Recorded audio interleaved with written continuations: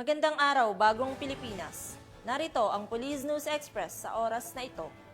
Base sa pinakahuling survey ng Okta Research, isang independent at kilalang research group sa bansa, nakakuha ang Philippine National Police ng 71% trust rating at 73% performance rating.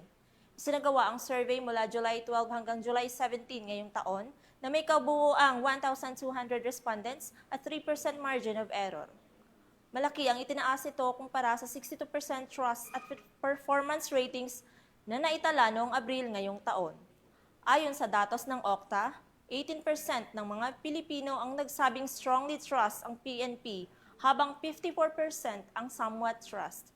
Pinakamataas ang tiwala sa hanay ng Class A Socio-Economic Group na pumalo sa 83%, habang ang National Capital Region ang may pinakamababang trust rating sa 58%. Ang resulta ay indikasyon ng patuloy na pagtanggap ng publiko sa mga reforma at kampanya ng PNP para sa mas ligtas at maayos na pamayanan. At para sa iba pang napapanahong balitang pangpulisya, laging tumutok sa Police News Network, alagad ng batas, tagataguyod ng balitang pulis.